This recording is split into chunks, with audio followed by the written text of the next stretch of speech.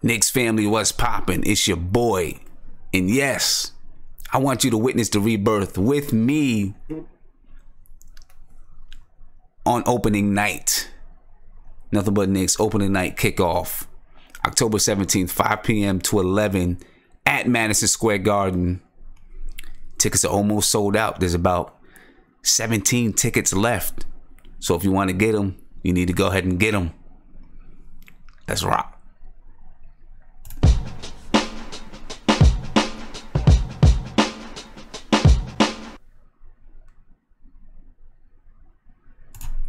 Knicks family, what's poppin'? What's going on? Hope you had a good weekend. I definitely did. Had a nice weekend. I got to rest a little bit. I did do some work today. You know, I had to go out, cut the grass, do some stuff like that. But for the most part, had a pretty decent weekend. So I hope you guys had a good weekend. And hopefully this stream gets you right to start the week. You know what I'm saying? Get you ready to start the week. Start your week off the right way. And like you heard me say, and let me turn my headphones around because they feel awkward. There we go. Feels better. Now, like you heard me say,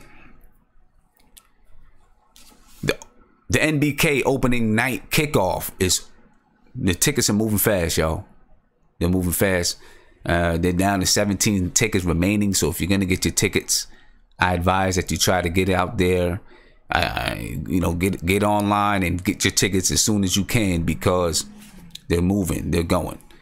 You know what I mean? And I don't want you to miss out. If you're available and you're able to go, I don't want you to miss out. I want you to be there with us because we're gonna have a good time. It's gonna be fun.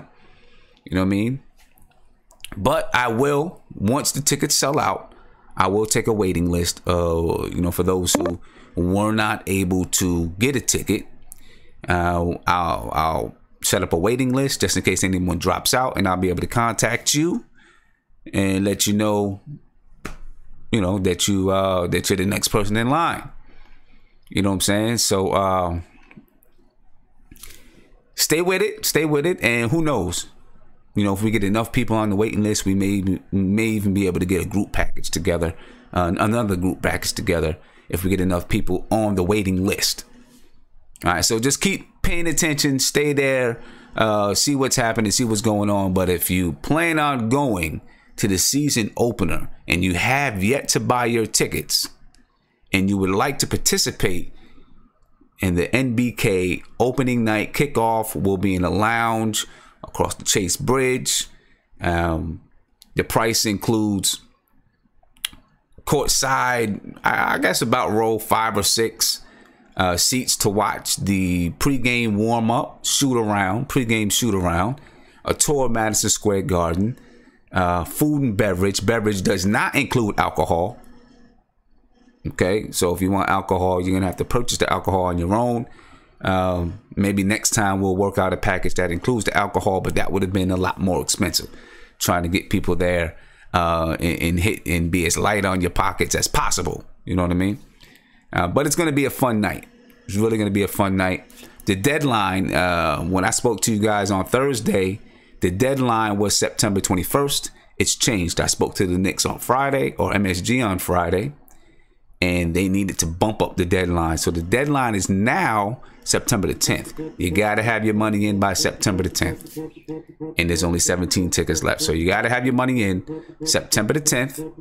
And if we don't reach the 40, which I'm pretty positive we're going to reach the 40, you can always receive a refund by September the 13th. Because September the 4th, after September the 13th, is final. Everything is done. All right. So if that's it, man. That's it. Go ahead and make that purchase. For those who are on the stream live right now, you can go to nothingbutnicks.com/NBK events. And that's a S at the end, NBK events. Or, and I'm going to put this in the chat, if you're watching the replay, the link in the description, just click on the link in the description and it'll take you there. All right. So it's a good deal. We're going to have a good time. We're going to do some live streaming. Everyone, we're going to talk. We're going to joke. We're going to take pictures. We're going to send you guys the pictures, those who weren't able to check it out. So I hopefully some of you guys can be there. All right, 17 tickets left, so jump on it. All right. With that being said, though, we already have a full panel. And, you know, I've had people call me or send me a message and ask me, how do I get into the chat? It's easy to get into the chat. Anyone can get into the chat. There's not any special reserved spaces for any person. All right. All you got to do is go to appear.in/NBK and you can get into the chat. All right. So, you know, there's no special panel, but we have people who jump in early. You know, we have people who start jumping in at, you know, 10:20, 10:25 so that they can get into the chat. If you want to get into the chat, you know, I can only take up to 12 people into the chat. I usually only take 9 or 10. You know what I'm saying? Because I don't want it to get too crazy and get, you know, too overwhelming. You know, so if you want to get into the chat, you got a chance to get into the chat. If you just want to call in, the number is 516-405-2246. I will let you know when the lines are open for you to call in, and you can call in and talk to us. And if you haven't noticed, you can see on the screen, I have a new logo, which I think is much better than the last logo. I also put it on Twitter, and I'll have doing something a little bit different than maybe some other people do with their logos. With this logo, I'm going to have several different colorways. So there'll be t-shirts that have different colorways on them, or just pictures with different colorways. It doesn't matter to me. But you can see the logo there. If you go on my Twitter page, twitter.com/nothingbutnicks, you can see on there a few different colorways with the logo. So I like the logo. A lot of people say the logo is pretty dope. The new logo is pretty dope. I think it's pretty dope too. I like it.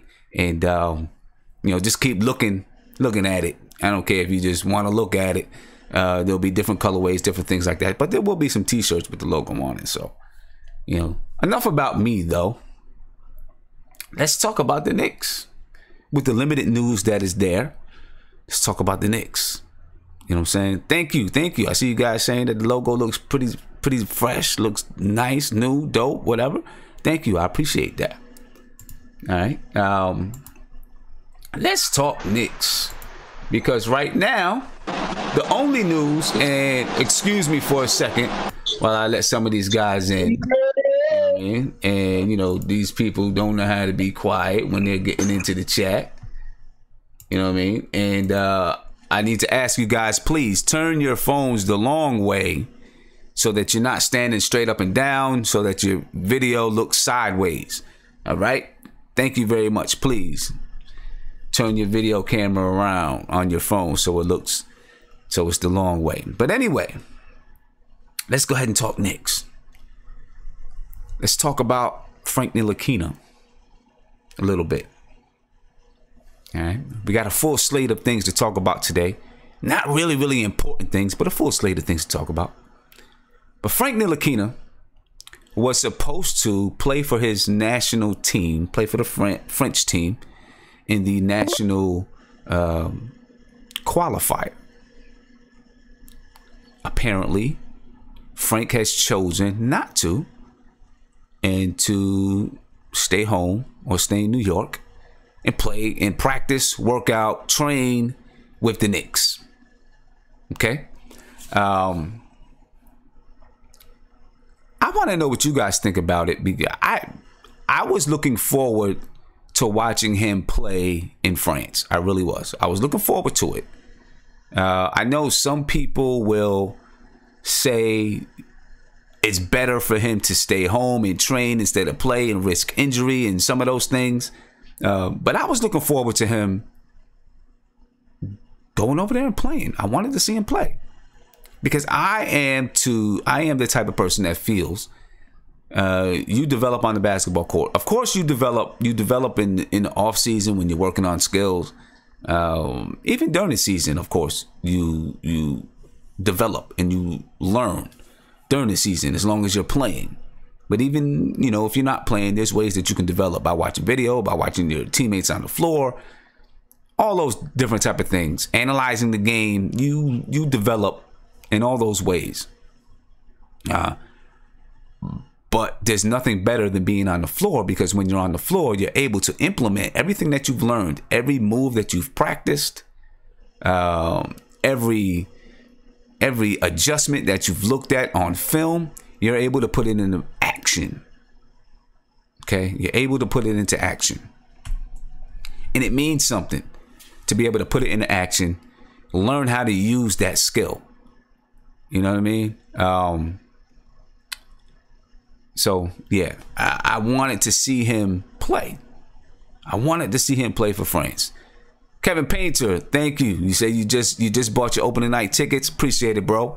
There you go. That's what I'm talking about. Get it now. Get it now.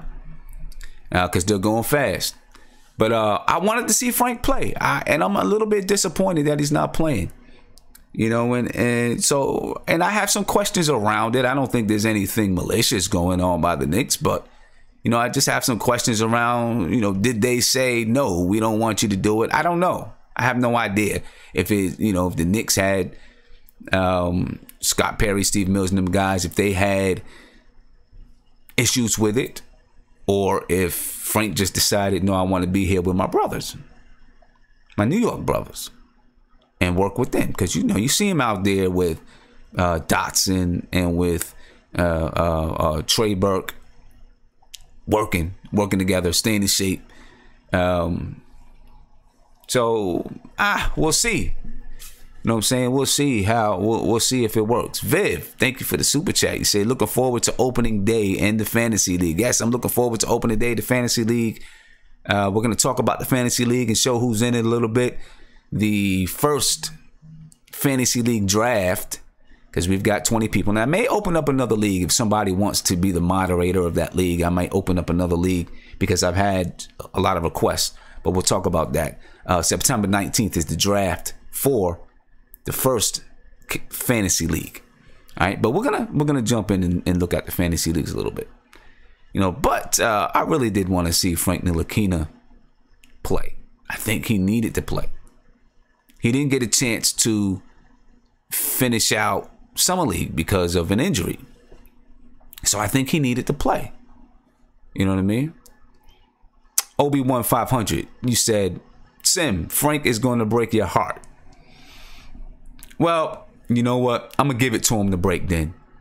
I'll give it to him to break because I believe in the kid. I believe that Frank is going to be a good player in the NBA. I'm not expecting Frank to be a superstar in the NBA. That's not what I expect, because I don't think you need every player to be a superstar in the NBA. You know what I mean? You don't need every player on your team to be that, in my opinion. You know, you need role players. You need guys that are going to play defense, but you need leaders. And I think Frank is that. A lot of people may disagree with me, but I disagree with you because I think that Frank is a leader and can be a leader. And I actually think that in the future, Frank is going to be the leader of this team. And leader, my friends, does not necessarily mean that you're the leading scorer or the leading rebounder or the leading assist getter. That's not what a leader has to be. You know what I'm saying? A leader is the guy that you're going to look to run the team. That's what I think, and that's what I think Frank is going to be. But anyway, I wanted to see Frank play in France, especially since he wasn't able to play in Summer League. Played 2 games in Summer League and then went down. I seen a difference on the court when Frank went down. Some of you, I think, seen a difference on the court. I think some of you will say it didn't matter. I disagree with you. But I think because he missed Summer League, it would have been good for Frank to play because he needs to play. I know he's playing with black ops and stuff like that. That's cool and everything. But he needs to play organized basketball because you're going to learn. You know, if you're playing, if you play pickup ball professionally, then when you practice pickup ball because you're going to learn pickup ball, right? If you play professional basketball, hardwood if you play hardwood basketball professionally, then you practice hardwood basketball because you are going to learn You're going to learn hardwood basketball. And when I'm saying hardwood basketball, you know, I mean organized, structured basketball that you play in a serious league. You know, most of the street ball games, while they're fun to watch, they're not, you know, disciplined and as serious as a game is like in the NBA. You know, it's just, that's just the way it is. And there's nothing wrong with that. It's just two different kinds of leagues. So I don't have a problem with it at all. But I'm just saying, and you know, and you can hone your skills. Even if you play structured basketball in the NBA, you can hone your skills by playing pickup basketball on the playground. You know, if there's certain things that you want to learn, intensity, aggressiveness, some of those things that we talk about with Frank, that's the reason why we wanted him to go play down Dykeman. But he didn't. And I know he played with Black Ops. I don't know how hard they're actually playing, right? I'm sure they're playing, but they're not playing that hard because all of them, every single one of them have an NBA career. They have endorsements. They have all of these things. So they're not going to go 150% in those Black Ops pickup games, right? They're not going to do that because they're all going to respect each other's career. And none of them, not a single one of them want to go down in a Black Ops pickup game and can't play for the season. So those games are going to be pretty light relative to the NBA. Those games are going to be pretty light, you know. So I wanted to see Frank compete at a high level before the season began. I wanted him to compete and be there. So I'm disappointed that he's not there. Disappointed. So I'm gonna check out. I want to see what the video chat thinks about it. I want to hear you guys, talk to you guys, see what you think about it. You know what I mean? See how many of you agree, disagree. And by the way, I just dropped the link in the chat for the season opener tickets. All right, so check that out when you get a chance. Got a couple of people trying to get in. My man Tony Crow's getting in, so I'm about to let Tony Crow in the room. We just got Tony Crow, and it looked like Aunt G got kicked out, so we're gonna bring Aunt G back into the fold. And with that being said, and it looks like Aunt G took a little bit of a break. With that being said, we're gonna come over to our panel. I see Marcus here. Mark, can you turn your phone the long way for me, please? Thank you. I appreciate it. All right, so let's see what's going on here. We got the crew. We got the crew up here in the chat, in the video chat. And I'm gonna start with Nate tonight. All right. Appreciate Nate, that, man. what's popping, man? What's going on with you, Nate? Oh man, that's just chilling on a Sunday. Yeah. About Frank not playing, you know, I'm with you, Sim. I'm a little disappointed he's not gonna play because I think, you know, Frank's kind of the biggest enigma on this team that, you know, people don't know exactly what they're gonna see or get out of him. Right. And so seeing him play a lot more ball would maybe put some of the doubters to rest. But I will say this, that, you know, I don't know if people have a big love for European basketball as much as watching it compared to the NBA. And so even if he did play, I don't know if people would take that seriously because they'd be like, well, you know, he played against this player who's not going to be in the NBA or something like that. So if anything, it could cause more doubts in some aspects than help Frank. You know, I mean, we want to see him get better, but honestly, I want to see him play with his teammates. I like watching these videos when they're all playing together. I mean, you got to think about this. This is a very young team. And I think Fizdale feels like the big father, and all these are his kids. Mm-hmm. And you know, he wants them to all play together. You know, I wish Kristaps would come and, you know, actually I would come and recover here around New York so he could be around his teammates. I feel like he's kind of isolated himself, you know, and I get it. He's trying to come back, but you know, I think it's a good idea for him to play with his teammates here. And I'm sure the Knicks brass basically said, yeah, we're not going to risk anything because, you know, we already got him out for 1 year. We don't know when he's going to come back, and we can't afford to lose our starting point guard because then we're really going to be in a whole mess of trouble. So. Okay. But see the one thing, and I'm gonna go on. I'm gonna open up. I'm gonna open up Mark, and but I'm gonna answer you. So hopefully Mark is paying attention because I'm gonna open you up, Mark. Mark, I got you open. Can you hear me? Yeah. All right, just hold on for a minute, Mark. Yeah. See, the one thing I know you said, that people would kind of discredit Frank for playing overseas because he's not playing with, his teammates. U.S. guys, not playing with his teammates, maybe not playing with guys that are as aggressive and those type of things.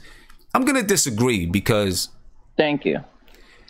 A lot of those guys, number one, all of those guys, well, he's playing professional now anyway, but a lot of those guys have been playing professional for years and years and years. So they're grown men, and it would still be a very high level. It's not going to be NBA. We know that.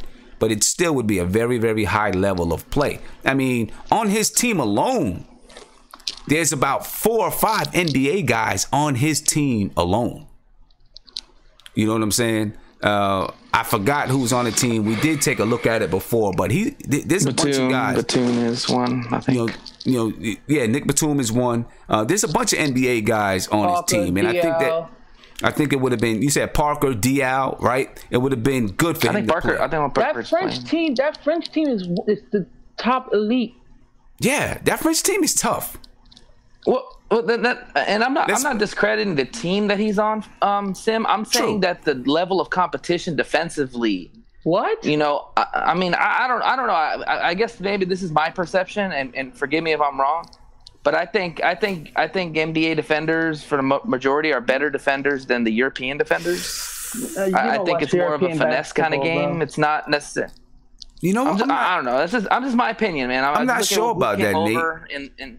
Bro, they have better rules over in Europe. They let them play. They don't call they don't call calls like they call in the NBA. Yeah, I mean, the one thing that I'll say, Nate, what I think about that, as far as on the defensive side, I think they play better team defense there, right? They're more organized. And also, I think this is just my opinion. I think guys today, I think guys overseas are tougher than NBA guys, and I might get smacked up a little bit about that, whatever. But I think that guys are tougher. I think you got a point. The reason why, if you look at the conditions that they play in a lot of these leagues overseas, right? They play in some conditions that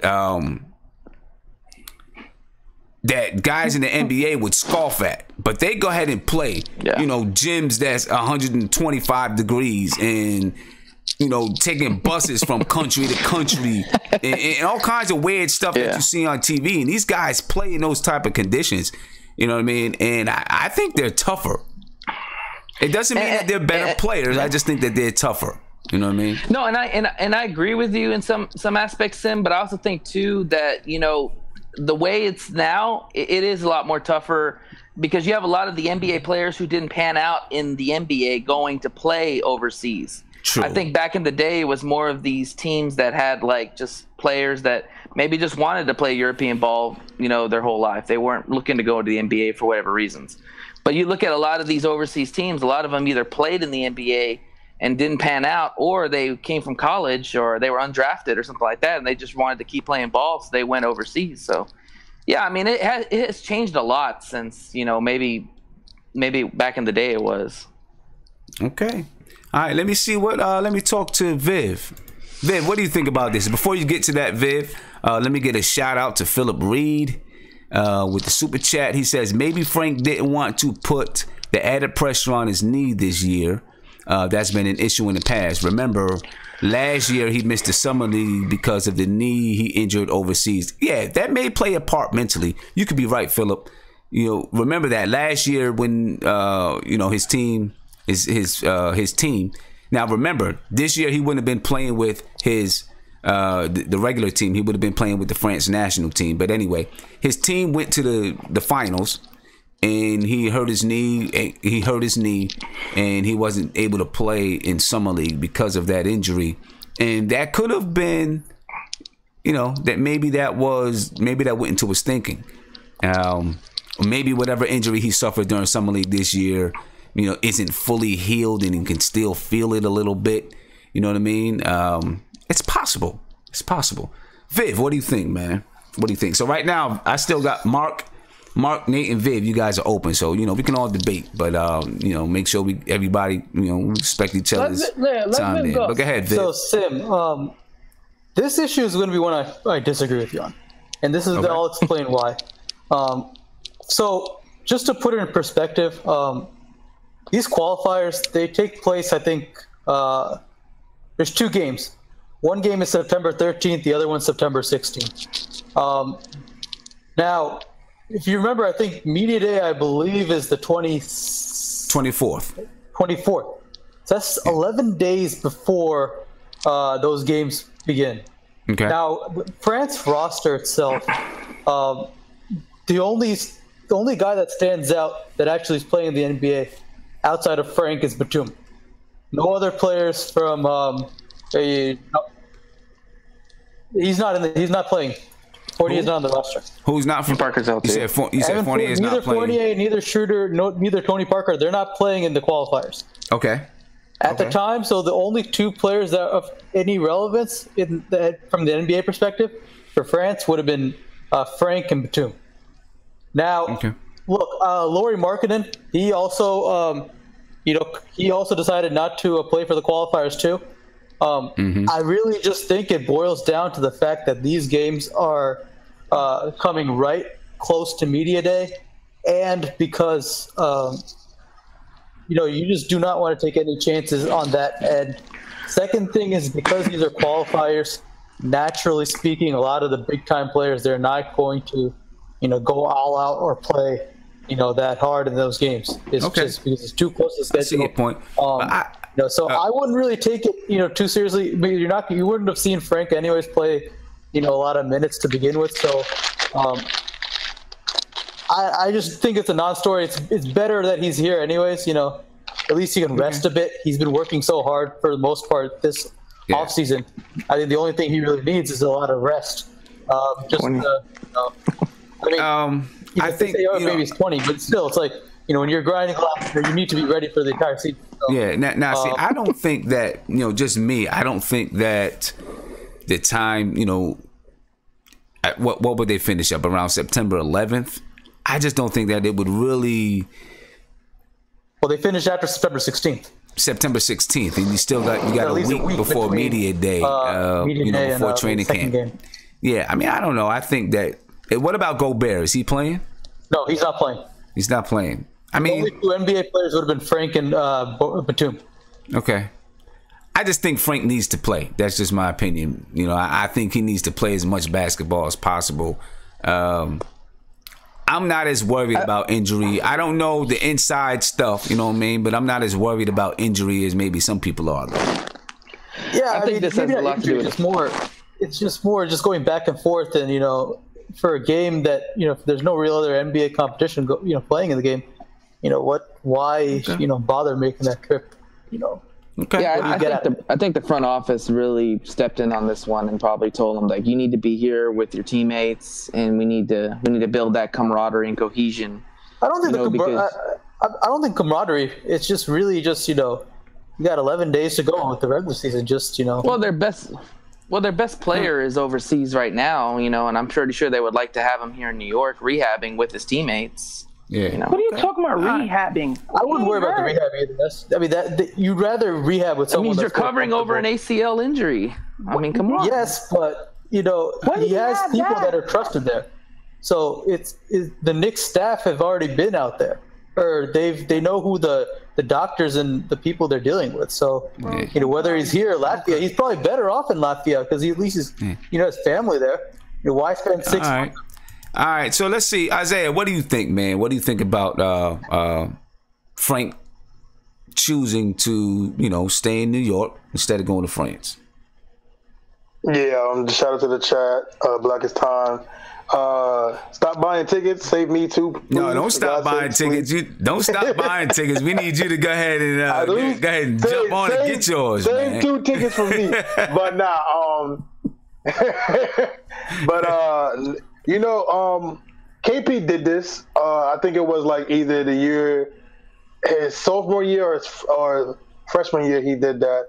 I'm a little disappointed because I did want to see Frank play. I was actually excited to see him play and see what he learned. But also too, what Nate Dogg was saying earlier. Frank would have been in the damned if you do, damned if you don't. Because let's just say Frank played good. The Frank haters, which were all on this chat, would have said, "Oh, it's the France players. He's supposed to do this." No, I'm saying no. I'm agreeing. I'm saying I'm just letting you. I'm just saying Frank plays good. Frank would get, "Oh, he's supposed to do this against French players." Frank plays bad. "Oh, he sucks." So it's like against French players, right? And then the other thing too, what people got to realize, like what Mark said was that the EuroLeague, they don't play how they play in America. So Frank was probably going to be accustomed to playing within the system, in the system, passing the ball. They play better basketball over there. No, I'm agreeing with you, Mark, about how they play selfless basketball and more team ball. And people would have gone on Frank for saying, "Oh, see, he's still not aggressive. He's still not doing it," when they don't know that's how they play in Euro. So it's like, it's like damned if you do, damned if you don't for Frank. Yeah. I still want to see him play, but I like what he's doing now. Still going to the pickup games, working out with his teammates every day, going to the gym.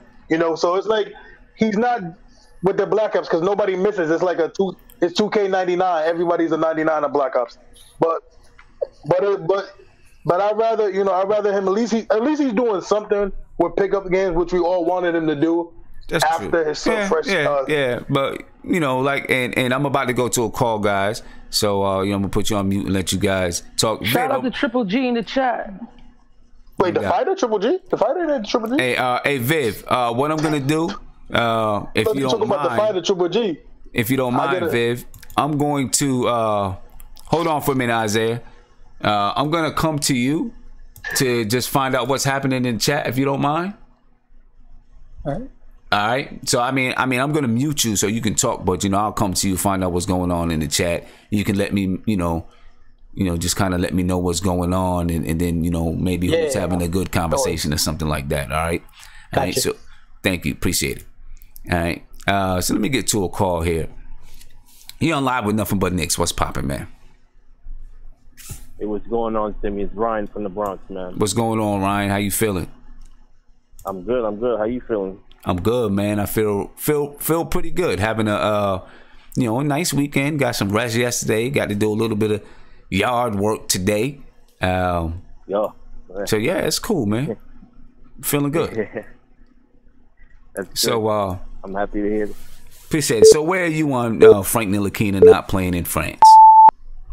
I was listening to the guys in the chat, and I was also listening to you, and I understand your frustration. Like, I mean, I also would like to watch Frank play just to see where he's at, but I also understand why he's not playing. The gentleman, I think Viv mentioned in the chat how they, the time constraints, and basically there's not enough time between the two games that they're going to play in the qualifiers and media day.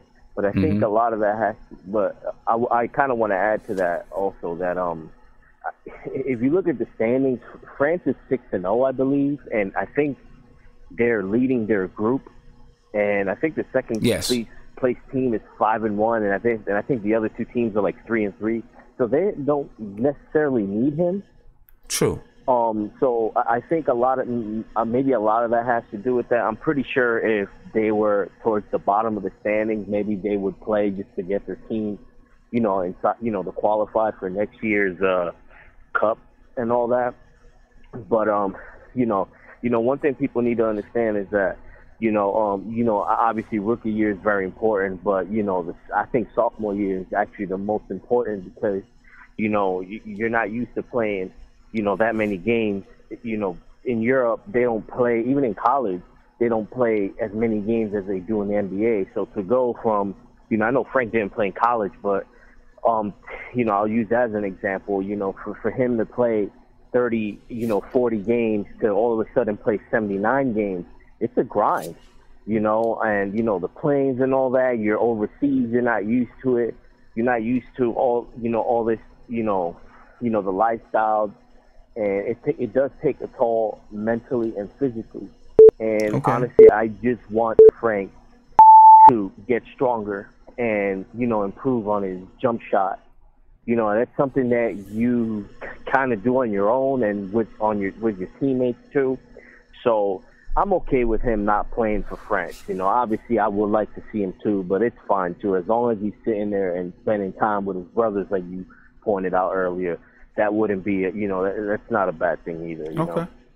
Nah, you know, and I get that. I get that whole part of it. I just, and more than, of course, I'm, you know, a little disappointed that I don't get to see him play, but more than that, it's, to me, it's just more about I want to see him get court time, you know. But listen, he's gonna get a lot of court time this year. So yeah, I feel what you're saying, man. I feel what you're saying. Hey, Ryan, I appreciate the call as usual. Thank you so much. I mean, you have a good one. Chat. You Shout too. out to chat. Have a good one. All right, peace. Guys. Peace, man. Peace.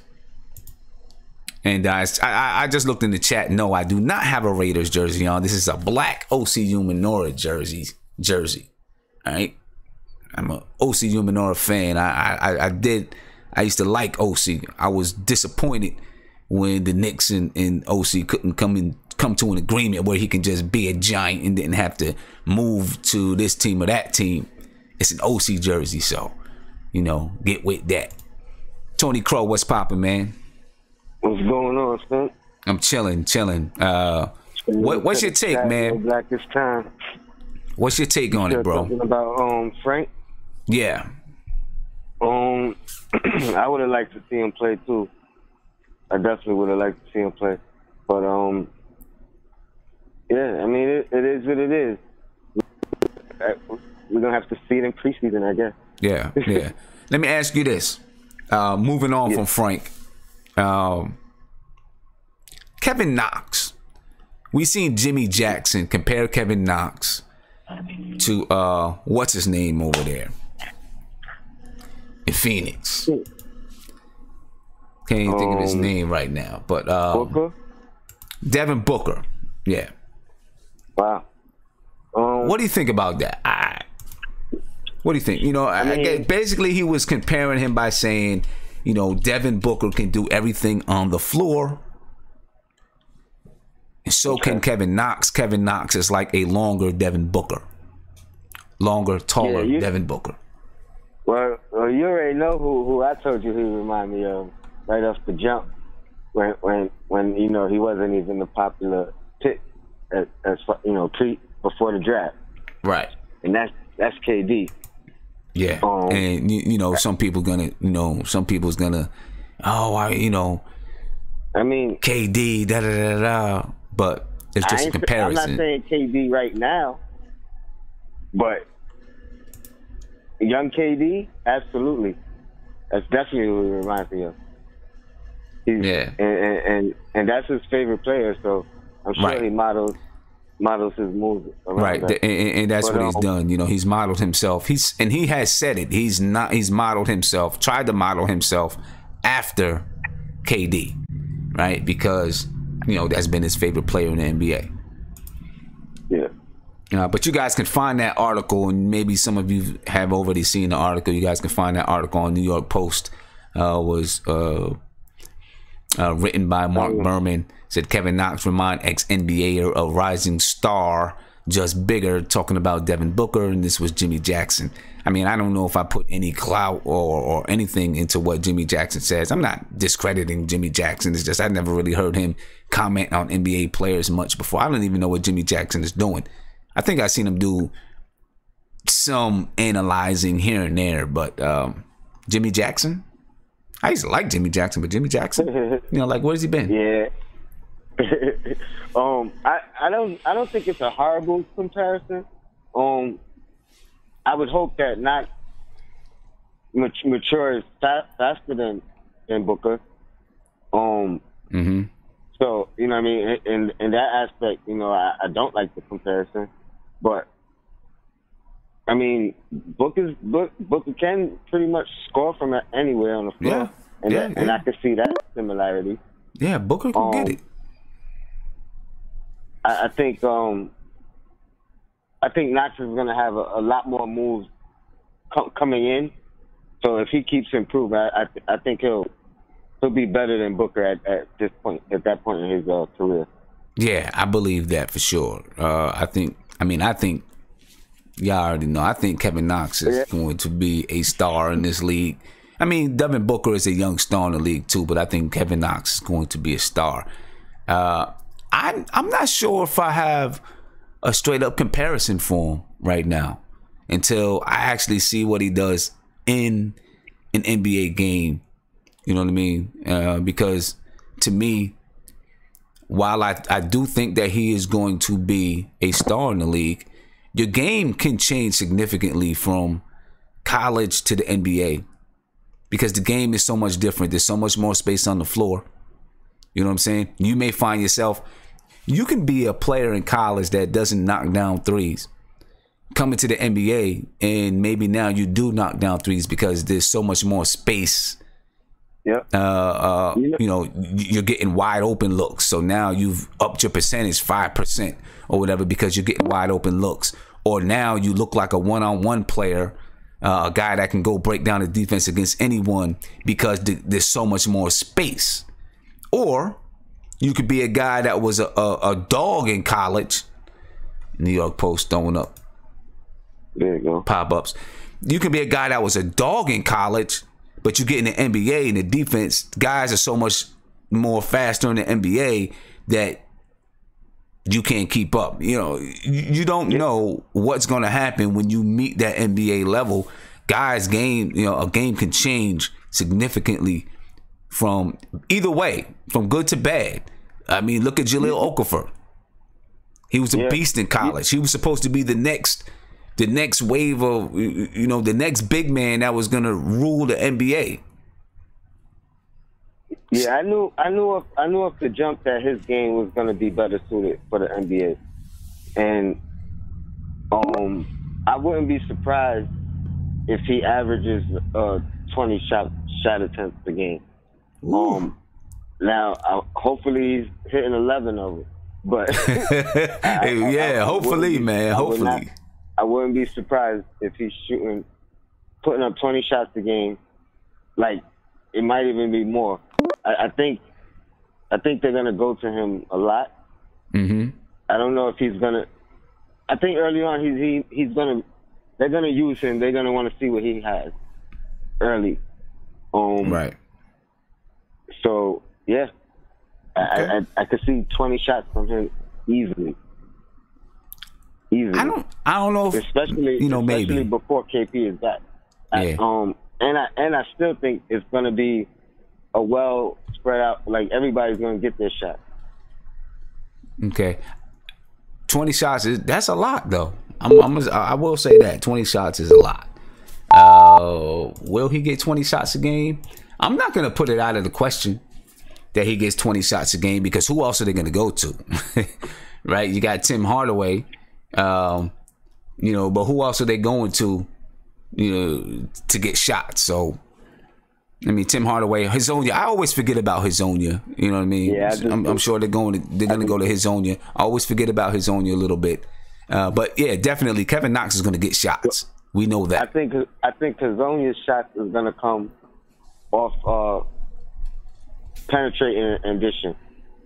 I think he's going to be the guy that they forget about on the court and is left open, or the guy that they try to double team off. Okay, all right. So, all right, I'm gonna jump over to the chat. And see what's going on. Viv, I'm gonna come to you for a minute. See what they're talking about in the chat. All right, Viv, what's going on, man? So, what's the topic of the chat right now? What are they talking about? Hey, Viv, can you hear me? I'm not sure if Viv can hear me. Yeah. Hey, so what's chat's coming in right now. Hey, Viv, what are they talking about in the chat right now? What's going on? Oh, we talking about we had a discussion about yeah, Sim, can you hear me? Yeah, I can hear you. I'm waiting on you. I'm waiting for you to finish. Had a discussion about what was I gonna say? we had a discussion about Trey Burke right now. Okay. And the discussion was, who's going to win that position in training camp, basically. Basically, the conversation kind of started from Frank. We were talking about Frank still, from Frank. Right, and then it just kind of moved into Trey Burke. Now we're trying to have a discussion, does Trey Burke, does he have a chance to actually win the start? Yeah. Is he actually justified starter? I definitely think he has a chance to win that starting spot. The topic that we're on right now is Kevin Knox and Kevin Knox comparisons. Based on what Mark Berman. The Knox comparisons. Based on what Mark Berman put in the Post, the New York Post, about Jimmy Jackson saying that Kevin Knox is like a longer, bigger Devin Booker. So we were kind of talking about comparisons, and I got Tony Crow on the line, and me and Tony Crow were. Tony Crow compares him to KD, a younger KD when KD was young. I'm not exactly sure who I compare him to yet. I want to see exactly what he does in the NBA. I'll tell you this: if you, as long as it's not his worst case comparison, they were saying his worst case comparison was Tim Thomas. So as long as he's not Tim Thomas, then we're good. Yeah, I don't want that. I don't want Tim Thomas. You don't want that. Yeah, I don't want to. Listen, I used to. No, I'm telling you, I'm not. I don't want that. I'm just saying that's what they're saying. That's their worst case, man. Let's make sure that doesn't happen anymore. We don't make sure that doesn't happen. And listen, that Tim Thomas. On ESPN. You know why that scares me though? That really does scare me, because Tim Thomas could do everything, just like Kevin Knox can do everything. He was the same player. Tim Thomas was the Kevin Durant before KD was KD. He was supposed to be that guy. Tim Thomas was supposed to be the one that really changed the way you see that power forward. Exactly. You know what I'm saying? The way that power forward position was played. Tim Thomas was one of those first guys that was going to change the way it was played, but he didn't work. But he had all the talent, but he didn't work. I was gonna say the Booker comparison is interesting though, and I want to now look up to see, if anyone knows his stats at Kentucky from three, because I don't remember him being like a sharpshooter in Kentucky, but he could be one of those guys that just didn't have a big role in Kentucky and all of a sudden has a bigger role in the NBA. And like me and Tony were just saying, guys come into the NBA and sometimes the games change, right? Things just change a little bit because, the game is different in the NBA. There's more space. Some guys adapt a little bit differently. Some guys find their jump shot because they have more space. You know what I mean? I'm going to come to Aunt G. Aunt G, what do you think about it? And then we got Senior Knicks here. I want to talk to Senior Knicks. I don't know if Senior Knicks is on or what's going on. Yeah, he on. He said some crazy stuff too. Okay, well, we're going to talk to Senior Knicks in a minute. Aunt G, what do you think, man? Kevin Knox I've heard the comparison. I've heard from Antoine Walker to Kevin Durant. Now I'm hearing Tim Thomas. I think it's somewhere like in the middle. Okay. Which is not a bad thing. I think he'll be an all-star player. I think his ceiling is like a better shooting Paul George-ish in a way. I think that's his ceiling, which is a great ceiling. You think that's his ceiling? I think his ceiling can be above Paul George, man. You think so? I think so. I think his ceiling can go above Paul George. It could be. I don't have a great read on him because I had this idea of him coming out of Kentucky, and then when he played in the summer league, he wasn't who I thought he was. So it's kind of like I'm still trying to figure him out. Okay. All right. Still trying to figure him out. All right. But I like what I see. It's a lot of potential. Yeah. Okay. It's exciting. Let Senior Knicks know that I'm coming to him right now. Senior Knicks coming. You online? All right, I'm on here.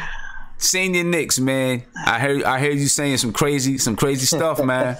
Yo, what's up, Sam? Yo, this is Martin Mendoza from OBT. Ah, what's going on, man? Orange and Blue Global in the house. Okay, yes, sir. What's poppin'? Yes, sir. What's going on with you, man? I don't know what they're talking about, man. I was just throwing out some good points, and I guess we disagree on a few. So they think I'm crazy, but I'm just dropping facts. Okay, so first, tell me what you think about. tell me what you think about the Kevin Knox comparisons with Devin Booker and who you think he compares to, and then tell me the points that you was throwing out. Because they laughing like they are laughing big time. So I want to know what points you were bringing out. So here's the thing. All right. So they're both Kentucky products, you know, and they're both were underutilized in Kentucky. So I guess that's one comparison, you know, but coming into the NBA as far as like shooting mechanics and all that, they're both good perimeter shooters, you know, but I think that Knox has way more upside than Booker, not just because he's taller, but because of the way that he moves without the ball. Okay. I mean, yeah. It wasn't Booker. That sounds like a good point to me. That sounds like a good point, and I actually agree that he probably has more upside than Booker. I'm not doubting Booker though. Booker's a 3-point shooter too. So also Booker's a beast. Yeah, Booker can ball. All right. So what are the other points you were bringing up? You must have been talking about Trey Burke and Frank Ntilikina. What were you bringing up in there, man? Well, before that, we're talking about why Frank wanted to stay here. Okay. Over here. So basically, what I think is that I know that everybody loves Frank, and I love Frank too. You know, and we think that Fizdale values defense more than anything. You know, but at the same time, the reason why Frank wanted to stay here is because I think in his mind there was a chance that Trey Burke was knocking on the door to get that starting spot.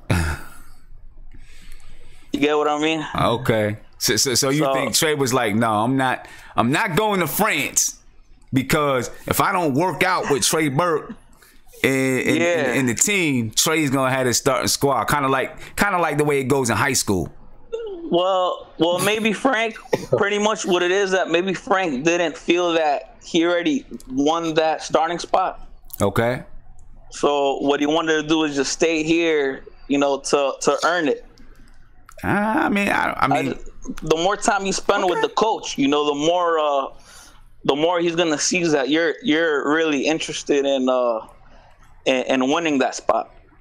All right. Well, I mean, you know what? It work. I get what you're saying, but it works like that in high school. Like in high school, your coach has fall league and summer league, and if you don't play, your coach is like, "You didn't play fall league. You know, you're on my shit list right now."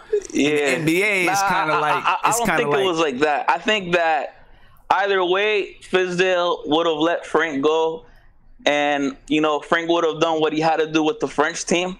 But you know, like we were talking in the chat, how Fizdale doesn't want to give anybody handouts. You know, right? Like we also talked about.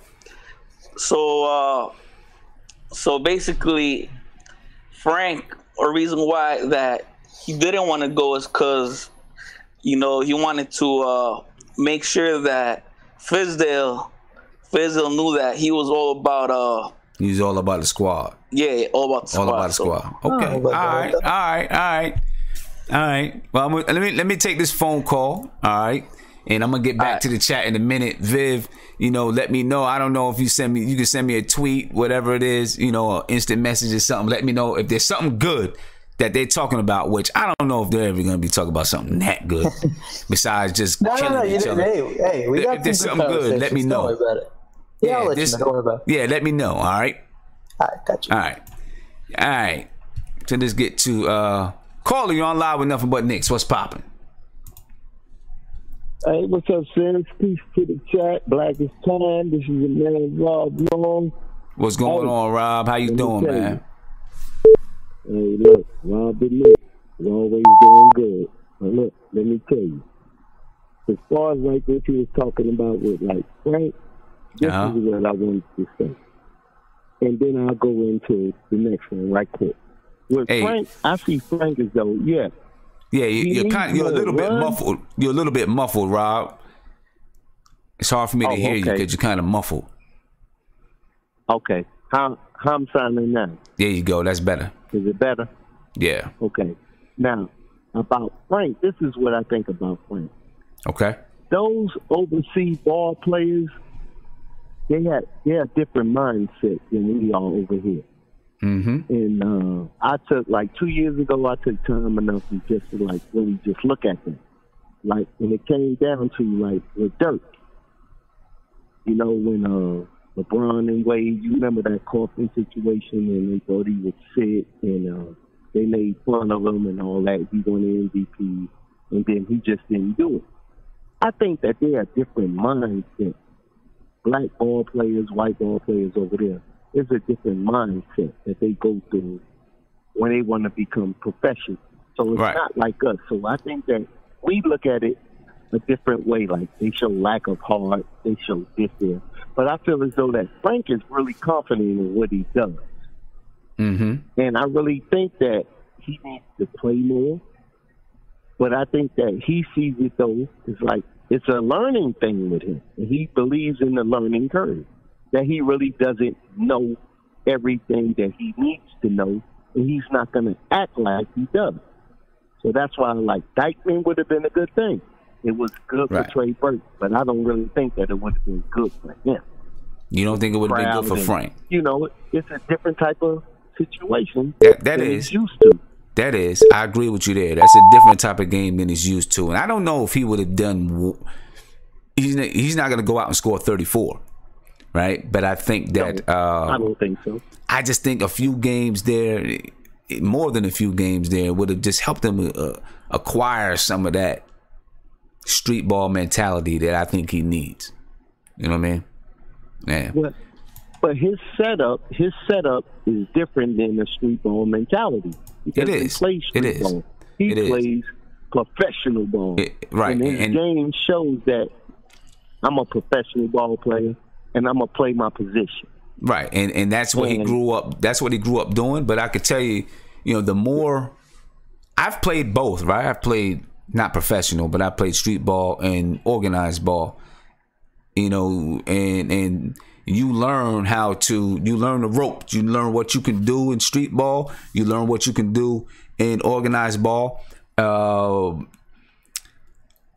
Playing street ball, sometimes I get frustrated because I'm playing with guys that don't really know how to game and they're just doing some garbage. You know what I mean? And that really frustrates me sometimes. But you also learn how to take some of that street ball mentality and bring it to the hardwood. You know what I mean? You know, so that's why I think even though he doesn't play that style of game, I agree with you. He doesn't play that style of game. But I think it could have helped him. And I'm going to tell you what, if I get a chance to go to Media Day, if the Knicks let me in to Media Day, I'm going to ask him that question, why he didn't go down Dykeman and play. But, hey, Robert, man, I'm going to let you go, Robert, because I know I got some people trying to call in. All right, so I'm trying to keep, you know, trying to keep a good flow here. Okay, can I say one more thing? Yes, sir. I just want to say one more thing.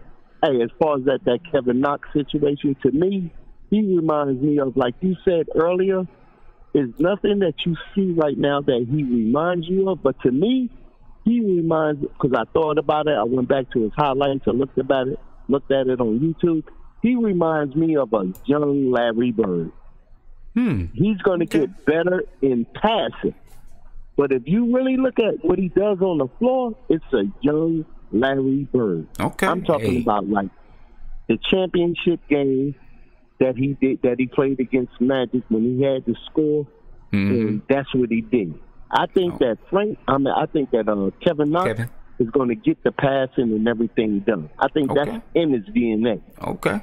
So all right. That's what he reminds me of. Anything else? But like you said, peace to the chat. But like it's time, I'll holler at you on Tuesday. All right, Robert. Appreciate it. Holler at you Tuesday, man. All right.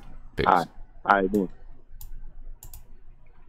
My man said a young Larry Bird. Hey, listen, I would love for Kevin Knox to have 3/4 of the career that Larry Bird had, man. If he has that, we looking good. You know what I mean? We looking real good if he has that. Let me see. I got another call. You on live with Nothing But Knicks. What's popping? It was good, Sim. What's going on, man? Emmanuel, what's popping with you, man? Yeah, I was. You know what? I seen it up there. I got to change your name on this contact so it says Emmanuel. So what's popping, man? What's going on with you? Not much. You know, just chilling chilling, relaxing, watching the show. Okay, so what's your take? Kevin Knox comparisons. His comparison to Devin Booker. Give me that, and then while you're on the line, I'm gonna move on to the next topic. While you're on the line, so you get a chance to chime in on that. What's your take on that? And who do you think he compares to? Booker, I don't see it because Booker is like more explosive off the dribble and stuff like that. So I can't really compare the two because it's like two different positions, and one is much taller and lanky, and then the other dude is shorter. So like, I really don't see the comparisons. If they're talking about on the basketball court, I don't see those comparisons. If they're talking about like their impact on the team, then yeah, then maybe that I could see that comparison. But as in basketball players, nah, I don't see it.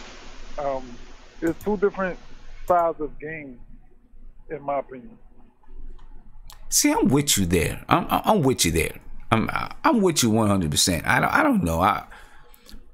I guess he was saying that Devin Booker plays, he can do everything on the floor, and since Kevin Knox can do everything on the floor, they're similar. But I feel you, man. Let me ask you this, because I've been seeing a lot about Trier lately.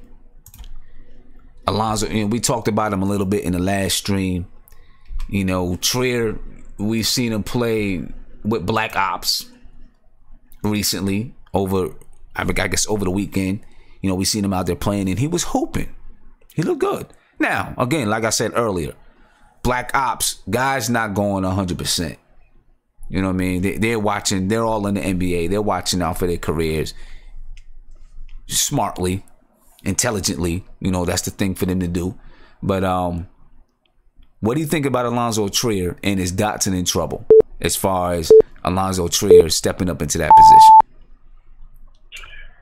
I'm not worried about it this season because it's a two-way contract. You're only limited to play a certain amount of NBA games, so it's not like he's gonna come over and take his job completely. So regardless of what anybody thinks, he's not gonna be able to take his job fully this season. All he could do is just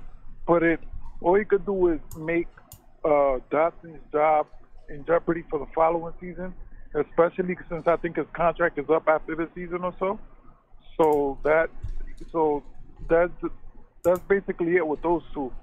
But now Dotson's job to lose. Okay, so let me ask you: the Knicks can tear up that two-way contract if they like what they see in training camp.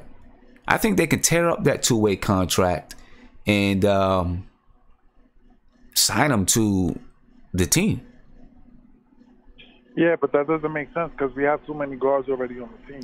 I'm saying, that I get that, but that's what I'm saying about Dotson. Is he in trouble where they say, you know what, we're going to waive Dotson, buy him out, whatever they want to do, and bring up Alonzo Trier? You don't do that because Dotson can actually shoot. Trey can't. Trey, we don't know if he can shoot. I don't think he's a shooter. So you keep Dotson there because he could catch. And you already know shooters can get streaky. So Dotson, at any moment, he could start getting hot from the three. Last season, he dropped what?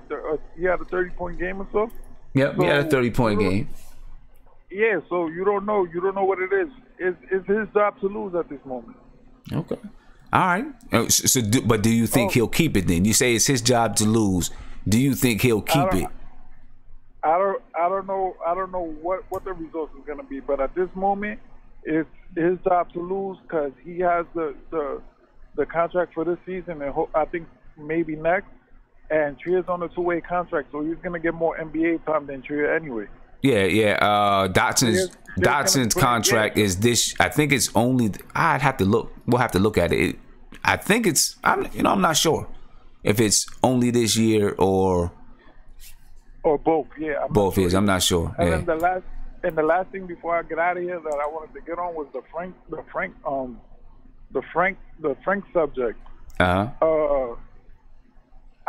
not mad at Frank starts or he comes off the bench this season. The reason being is because I don't think they're gonna play Frank and Trey at the same time because of the defense. So when you have Trey on the floor, you're gonna have Hardaway. But damn, how am I explain this? When you have Moutier, you need balance, right? You need balance, and that's what Frank gives you. Frank gives you that balance. So when one is off the court, Frank can hold down the opposing guard and try to keep them under. You know what I'm saying? Like under a certain amount of points. Okay. And, Trey gives you that offensive option. Right. Yeah. All right. So I don't think they're gonna be time together, but I think it's gonna be on and off between them two. They're gonna be switching back and forth. Okay. I think they're gonna see time together. Hey, Emmanuel, I'm gonna let you go. I got your message about the tickets. Them joints moving, man. So, I know. Hopefully next Friday. If not, then okay. Then we'll catch something else. And you know what? Like I said, I'm gonna do a list, a waiting list, and then from that waiting list, you know, once I get through and we got all the tickets sold. From that waiting list, we'll see if maybe we can do some kind of group tickets or something like that. You know, we'll see how that works out. But you know, we'll get these tickets sold, and then once these tickets are sold, if we have a waiting list and there's enough people on the waiting list to do a group package, then you know I'll talk to MSG and see how we can work that out. So we'll see how that goes. All right, man. You all, peace, man. Thank you. Peace. I honestly think that Frank and Trey Burke will get a lot of playing time together because, it's kind of like that fire and ice thing. I think it works. You know what I mean? I think it works. Trey and Dotson, I don't know, man. Trey's name is hot right now. Dotson is kind of, he's not in the spotlight. That's not a bad thing. And maybe that's the whole thing. Trey's in the spotlight a little bit more. Because he's playing in some areas that put him there, playing with Black Ops, doing some things that put him there. And Dotson is just kind of doing his thing quietly. I don't know. We'll see what's up. That's going to be a good battle to watch in training camp. I think that's going to be one of the battles that we really need to watch. Call you on live with Nothing But Knicks. What's popping? What's going on, buddy? What's going on, Esco, man? It's been a minute since I've heard you. What's popping, bro? Hey, man, I've been trying to get to you. I've been trying. Sometimes it's busy, bro. Sometimes it's busy, man. A lot of people calling in, It's tough to get to everybody sometimes. Yeah, man, I've been trying to get to you. So it ain't my fault. It ain't my fault. All right. You sound like Master P.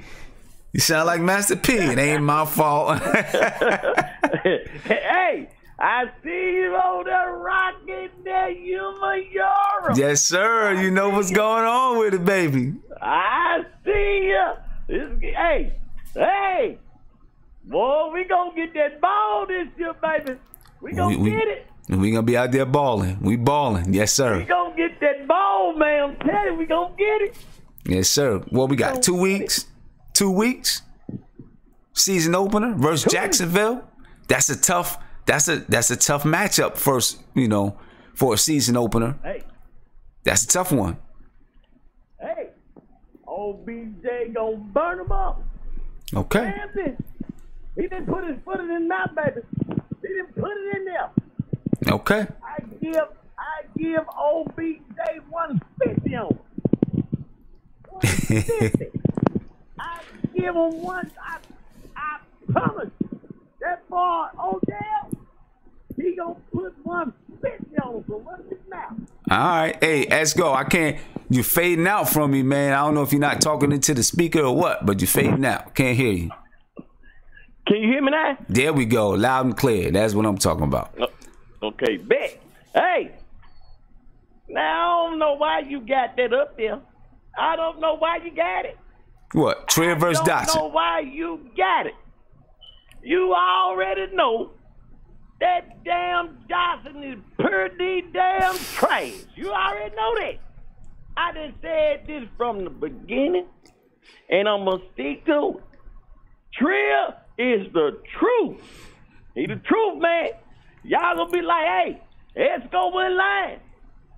That boy there, if you got an half a talent, that boy there gonna be the truth. Okay. I'm gonna tell you something, man. I'm gonna tell you something. Mm-hmm. I know when free agent come up next year, everybody saying Irvin. Everybody saying that other boy, what's his name? Jimmy Butler. Minnesota. Jimmy Butler. Butler. Mm-hmm. I like Butler. He a dog, but his game is like too stealthy. I'm not really a fan of Butler, man, but I'm telling you, only person I see that the Knicks should try to get, I know it's going to be a long shot of getting. Mm-hmm. But ain't that boy Thompson from Golden State going to be a free agent? Klay Thompson, I believe he is a free agent. Yeah. Is Thompson a free agent? That's who the Knicks need to try to get. I know it's a long shot of doing it. Mm-hmm. But that's the only one I would try to get. Everybody else, I wouldn't even do it. I would leave Irvin where he at, even though I like Irvin, but he a broke leg horse, man. He a broke leg horse. What if we get that man and he get his knee go out or something again? And we didn't waste all that money. I leave Irvin where he at, man. I would leave Irvin where he at. But if we can get Thompson, that's who I aim for. I would leave Butler ass where he at, and I leave Irvin where he at. Cause man, we don't need him. Trill is gonna be now. Don't get me wrong, he a rook. You gotta give him a little time. Mm-hmm. But that boy is the truth. All right. I done said it. So in your opinion, Trier is coming for Dotson's position. Man, according to you, Dotson ain't got a chance in hell. Were you the one? Chance in hell to take Trill gonna be that. I said this. I don't know how many shows ago. As I was about to ask you. I told you. I said Trill is gonna back up Hardaway when it's all said and done. This okay. Well, we're gonna find out, baby. We're gonna find out. Training camp is 28 days away, so we're gonna find out. 28, 29 days away, training camp, and we're gonna. And the battle is on, because I believe that is a battle that we need to watch out for in training camp. Trier versus Dotson. I think that's a battle we need to watch out for now. Yeah, I'm gonna say this. Because I've been watching. I've been looking at some things from Trier, and he's hooping, and he's starting to show people he's hooping a little bit, and a lot of people he's picking up a buzz. But business wise, the Knicks may say, even though you got Trier in the background, so you said when it's all said and done, right? You got Trier in the background. They may say, but we can use Dotson as not trade bait, but as a throw-in during the deadline if there's a trade available or something like that. Mm-hmm. So, those business gets in the way sometimes. You know what I mean? Yeah, I can see something like that going on. Do, but I let him come on the camp, let him do what he do. But when it's all said and done, Trick gonna be there too, baby. He gonna be there too. All right, well, we're gonna see. We're gonna see. See. Esco, I'm gonna let you rock, but I want to ask you one thing. Did you get into the fantasy league? The NBA fantasy league? You know what, Sam? I don't really mess with the fantasy league like that. Okay. All right. I don't really. I kind of like peek into it, but I really don't mess with it. Okay. I really don't mess with it. All right. I was just asking because we got an NBA fantasy league, but on the other channel, NY, we got the NFL league, only 12 teams. We got that starting up. You know what I mean? But okay. But let's go. I'm gonna let you go, man. I'm gonna let you go, and we are still gonna set up that we probably gonna save it for when we get close to the season. But that Who's Mark versus Esco, it's coming. It's coming. Hey, you can bring the baby Pluto on, baby. baby. You can bring them on. All right. We gonna bring it. I like them. We gonna bring it. All right. Let's go, man. One more thing, man. Okay, one more thing, bro. One more quick thing. Uh-huh. Let me say one more quick thing. I don't want that. You know when the little kids get out of line, you gotta put them in their place, right? Uh-huh. Cause that's the only way they gonna learn. Am I right or wrong? You right about that. Now let me say this. That Oscar must be a 12-year-old on damn crack. Hold up. You coming towards... He gonna sit up here and say Bert was a damn bench player. He must was at home in the backyard playing kickball and felt the damn pipe. Cause ain't no way in it. You know what? Let me go and let you go see him. Yeah, man. Let me go, man. You can't come after Oscar. I know he a kid, but I don't give a damn. When they get out of line, you gotta correct them, man. Oh, man. You starting something. Hey, Oscar is smart. Yeah, all right. He must ain't too damn smart. He's talking about Bert gonna be a damn bench player. Let me go and let you go. I'm about to get started. All right. I don't want you to get too crazy, man. All right. Hey, I don't want to get too crazy, but man, hey, if people sitting up there saying that boy Bert ain't gonna start, they must be some damn fools. Boy, they some damn Trey Burger haters, man. I promise they is. I'm gonna go. All right, let's go. Hey, but before I go, you said I'm a Trey Burke hater. The video chat, they said, Esco. The chat too, they said, Esco, you a John Starks hater, man. Oh, Lord. Jesus. Yeah, they gave it to you. All right, man, I'm gonna let you go. All right, later, Esco. It's all good. All right, man. Later. I'm gonna let you go, man. Let me say something real fast. Did you see Bert in that championship game? Yeah, I seen him. He had 47 and 10. I seen him. We'll see if it translates to the court, though. 47 and 10. We'll see if it translates to the hardwood, though. We'll see. Hey, he did it. He did it against Charlotte. He had 40-something and 11. Okay. Man.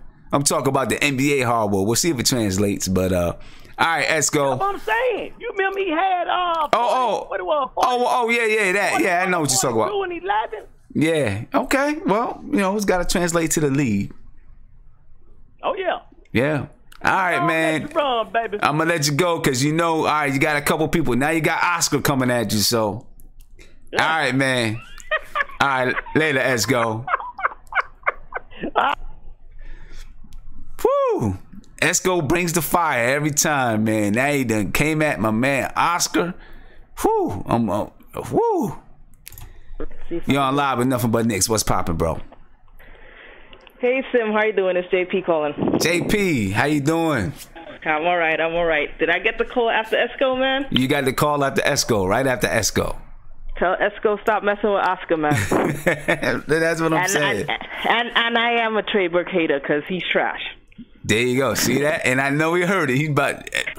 Esco is about to come after everybody, boy. Yeah. But I just wanted to see how you're doing. I'm doing good. And doing good. Let you know that I'll be at the Garden for the home opener. Great. Yeah. Can't wait, man. It's going to be fun. Thank you for the opportunity because I've been fortunate enough to see a lot of different events at the Garden in the Skybox, and that's a very expensive event. So to get all those throw-ins in there and still be able to charge the amount that you're charging, yeah, that's a home run by you, man. I don't think a lot of people realize what you're doing there, because you could have took it upon yourself to say, I'm going to go to see the Knicks by myself. So it's good that you were able to include us, and I'm grateful for that. Thank you. I appreciate it. And we're gonna go there and have some fun. You know what I mean? Have some fun. I'm looking forward to it. Seeing who's Mark and a couple of other people in this. Yeah. That's gonna be fun. And then hopefully we can do some more. We talk to each other three nights a week, and it's like, okay, well, we know each other, but we never really met each other yet. So right. Exactly. Yeah, I'm looking forward to it. It's gonna be fun, and hopefully we can do some more things in the future.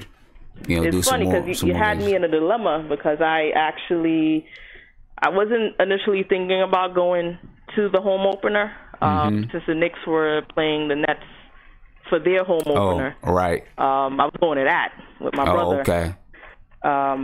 So I try to see if I can get him to come to the Knicks home opener, but it didn't work with his schedule. So it just so happened I'll be doing both of them. Oh. Okay. Yeah, I know a couple of people that are doing both. Yeah, that are going to both. Yeah. So how's everything going? Like, what are you guys talking about now? So right now we're talking about Trier versus Dotson. Will Trier end up taking Dotson's spot on the team? Well, since they have flexibility with Trier, I don't know if he may be on the roster to begin with. Because they can, shuttle them back and forth between Westchester and the Knicks.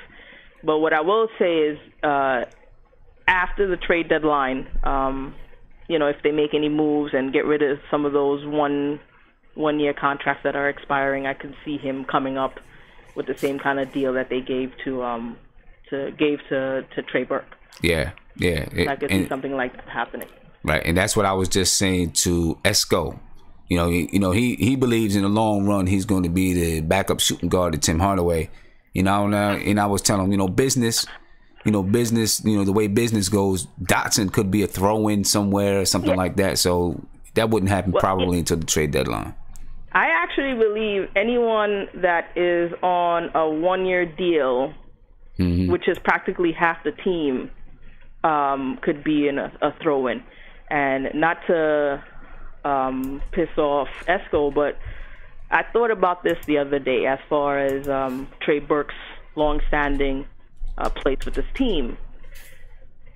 If free agency, I'm thinking that the Knicks could possibly be active, and let's say you do get that free agent. I don't know who it is. So it'll be the one free agent plus KP. Now, it's going to take a while for that to unfold and to develop. Someone like Trey Burke, you'll have a bunch of teams in the league that's going to be flush with cap space. So if a team offers that money to Trey Burke, he's out. You think he's going to be like, I'm going to wait to see what the Knicks are doing? He got a family to take care of. The first team that offers him a contract, he's out of here. Exactly. So I won't be surprised if the Knicks say, you know what, we like you, Burke. And I think it's like the whole Jets and Bridgewater situation. No one wanted to give Bridgewater a shot, so the Jets are using Bridgewater. Bridgewater is using the Jets.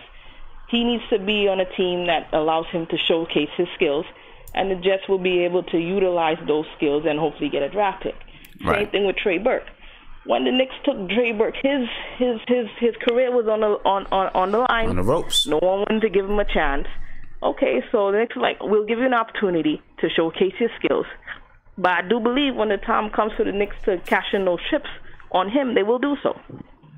And I'm not even trying to be... I like the kid. Yeah. But I do think that, they're going to be smart and try to utilize whatever, pieces that they can to get... Right, because look... And it's not a bad thing. Right. I mean, if you can utilize Burke to get something better or something more long-term, why wouldn't you do it? Right, because and I'm not even trying to be a Trey Burke hater. It's just business. That's how things work. Trey Burke is making $1.8 million next year, and I'm going to almost guarantee that he's going to outplay that contract. Of course, and the first team that gives him good money, he is out of here because he has no. I mean, he will always love the Knicks for giving him that opportunity. But if he can get a team out west that doesn't really have the opportunity to get that quote-unquote name free agent, you put him on a team like Sacramento for him to ball out, why wouldn't he do it? Yeah. I feel you. You know, people gotta do what's best for them. It's all about money, right? That's their right. job. That's his job. He's gonna do what's best for him, and he's not gonna be wrong in doing it. I would. I mean, didn't Langston Galloway do the same thing? Yep. That's how you do it. Yeah. Now you gotta do what you gotta do, man. Thank you very much for your time, man. Appreciate it, and looking forward to seeing you, meeting you in person. Yeah. At the season opener. Shout out to the chat, man. All right. Have a good one, JP. Bye-bye. Peace. Yeah. And listen, let me ask a question. I'm gonna ask this question to the chat. So you guys in the video chat, listen up for a second. All right, because I'm gonna ask you this question. I want to see what you guys think about it, and I want to get Ron Cleveland in. But I'm looking at right now. I'm looking at the Knicks salaries. Okay, a lot of guys on a 1-year deal, right? Which we knew, of course. You know, that's how it happens. And there's Cantor at the end of his contract. Mario Hezonja one-year deal. Ron Baker's on a 1-year deal. Emmanuel Mudiay is essentially on a 1-year deal because he has a qualifying offer next year. Porzingis, he's on a 1-year deal, but you don't have to worry about KP. All right. We said Mudiay, Frank Ntilikina, he's locked up for a while. Knox is locked up. Trey Burke, Noah Vonleh, Luke Cornett, Damian Dotson is on a 2-year deal. All right. You got 1, 2, 3, and look, Trey Burke, Vonleh, Luke Cornett, all you expect to be a rotation guy. Ron Baker, we don't know if he's going to be a rotation guy, but that's 4 guys. Emmanuel Mudiay, you expect to be a rotation guy. That's 5 guys. Hezonja, that's 6 guys. And there's Cantor, 7 players. Almost half of your team is on a 1-year deal. How does that impact the team? Because it can. Right? Because when you're on a 1-year deal, you're playing for a contract next year. You're playing to show the league that you deserve to make more money. How does that impact a player? And will it impact this team? It could impact the player so that obviously they're going to want to give their all. They're going to want to play hard. They're going to want to, show everyone, they're going to want to show everyone that they deserve a contract. But at times it can go to the detriment of the team. Right? Somebody wants to show too hard. Someone like Trey Burke, and I'm going to use Trey Burke because he's going to have the ball in his hands a lot. He wants to prove that he can be your lead guard. So he's either jacking up shots or maybe doing things that otherwise he wouldn't do. I don't know. I'm just using him as an example because he's going to play a lot. Those type of things can impact the team, right? Because these guys are playing for their lives. Their basketball careers, I should say, not their lives. Luke Cornett, Noah Vonleh, these guys haven't made a lot of money in the league yet. And not a lot of money compared to, in relative to NBA terms. Maybe to us they have, but relative to NBA terms, they haven't. All right. Mudiay, he's made a decent amount of money. He's a rich guy compared to us. But in NBA terms, he hasn't made a lot of money. And as Cantor, he's made a good amount of money in the league, but he probably wants a raise. Who wouldn't? How will that impact the team if it impacts it at all? Hopefully, I'm hoping that it impacts the team in a good way. I'm hoping that it impacts the team so that guys work hard, play hard, put their all while they're out there on the floor, and we'll see how that goes. So, chat, I'm coming to you. I hope you heard what the question was, and I'm going to let a few guys in. So, if you guys hear some noise, it's because I'm letting people in. All right? Well, I just let Mark in. Ron, I'm going to open you up. Hopefully, you heard what we were talking about, and I want to talk to you, man, because I haven't heard you in a while. What's up, Ron? What's popping, Ron Cleveland? Man. Yes, sir. We here. We in the building. Yeah, we in the building. You talking about players with these 1-year deals? Yep. How that's going to impact the team. Yeah. I think it's a good thing because of the fact that you cannot get comfortable and feel like, hey, you secure. You're gonna have to work not only for us. You putting out your resume for the rest of the other teams in the league. Right. So it's gonna impact in a good way. But for players like Trey Burke, he shoots a lot, and I think really with him, it might impact him more so than anybody else. But everybody else, when you play the game the way it's supposed to be played, man, you ain't got nothing to worry about. But if you're a chucker on a 1-year deal, that ain't gonna look good to you. That ain't gonna bode well. You're gonna have to play within the flow of the offense. Right. Right. And the question about Kevin Knox earlier, who he's like, Viv made a good comparison, man. Viv said Jalen Rose. I thought that was a good one. Who said Jalen Rose? Viv. I don't know about Jalen Rose. Let me open up Viv. Let me open you up, Viv. I want to hear this. I want to hear this. You said Jalen Rose. Nah, I said Jalen Rose, but me personally, I think I really do see a lot of Kevin Durant, a young KD. I'm not talking about what KD is right now. That's foolish. I'm not talking about what he is now. I'm talking about what he was coming into the league, and Mark tried to make this point. But this is what I'm trying to say, kid. It's Sam.